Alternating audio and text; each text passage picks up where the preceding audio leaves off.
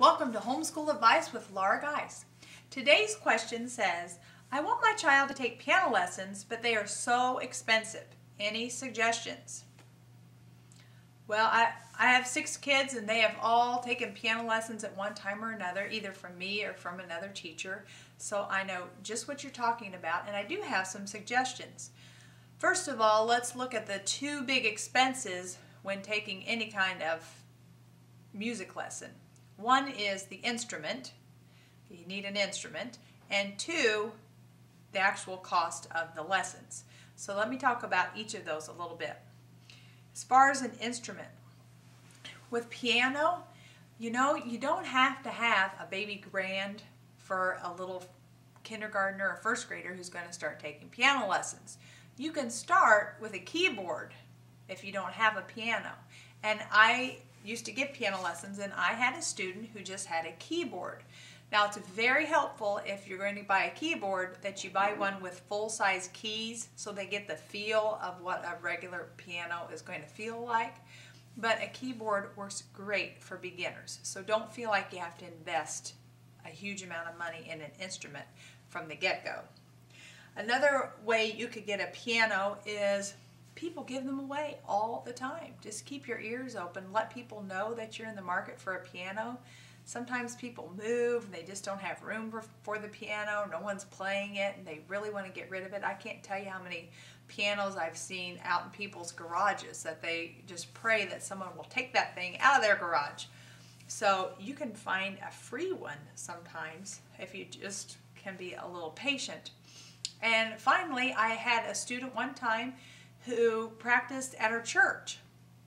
So if you don't have the instrument, is there somewhere around your house that does have the instrument that, they'd let you come in to practice? So she practiced at her church. You could ask, could my child stay after school to practice? So it can be worked out that you can get an instrument and it doesn't have to cost a lot of money. Now, the other expense with music lessons is the actual music lesson, or paying the music teacher. So I have a few ideas on that could help your budget. One is shop around for teachers. I know when I was looking for a teacher for my son, one teacher was $12 a half an hour, and there was another teacher who was $26 a half an hour. There was that range in my town at that time. So there are teachers out there for all different price levels. So look around. The higher priced teachers aren't always the best teachers. So don't think you don't always get what you pay for in music lessons. Sometimes you do, but you can ask, do they have any references, or can you talk to some other students of theirs to make sure? And you might want to set up an interview. A lot of music teachers will give you a free interview where you can go in and talk about what your goals are for the lessons and how they like to do things, and if it's going to be a good fit or not, so that you don't get started on something that you really don't like. So shop around for a teacher. Number 2, ask a high school student. If you know a high school student or a middle school student who plays the instrument you want your child to learn, ask if they would be willing to give lessons. Kids are always wanting some extra money, and they won't charge nearly as much as maybe an adult who's trying to make a living doing music lessons. Number 3, if you really can't afford a lesson every week, ask the teacher, would he or she be willing to give your child a lesson every other week or just twice a month?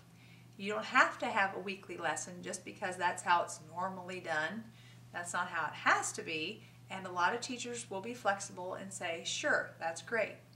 And another thing you can do is number 4, if you have more than one child taking music lessons, instead of paying for 2 lessons, ask if they could share one lesson. So could they share that half an hour? You give 15 minutes to this one, 15 minutes to this one, or they alternate weeks that they come in for their lesson. But that's one way to cut your cost in half for 2 students. And number 5, you can teach them yourself. The beginning, the basics of most instruments, an adult could pretty much figure out. What I would suggest you do is you get online and order some type of beginning music book so that you have something you're some kind of curriculum that you can follow, so it's not just all coming out of your head. But just keep a couple lessons ahead of your child, and I say for the first year or two, you could probably teach music lessons yourself if you really wanted to. And then if your child gets, they're showing some talent in that area, or they are enjoying their music lessons and you want them to progress further, then that might be the time that you could invest in a teacher. And I did that with my kids. I started them all off. I just taught them at home. And then I had a couple who this looked like this is really their thing. They really enjoy this. Those are the ones I got the music lessons for. So, judge by your child's interest how much you want to invest. And don't think that, when they're all gung-ho at the beginning, yeah, I can't wait to take music lessons. Well, sometimes we start things a little gung-ho, and then when they realize they have to practice and all the work that it is, they're not as interested. And you don't want to invest a big wad of money up front. So take it slow. You can do it at home and then find a teacher later on.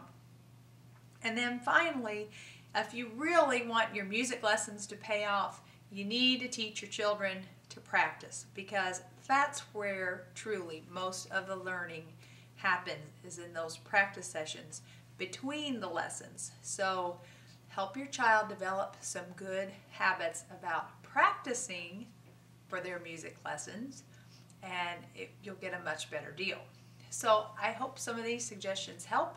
If you have any others, write them down for me, send them to me, and I'd love to share them with everyone. I'll talk to you next time.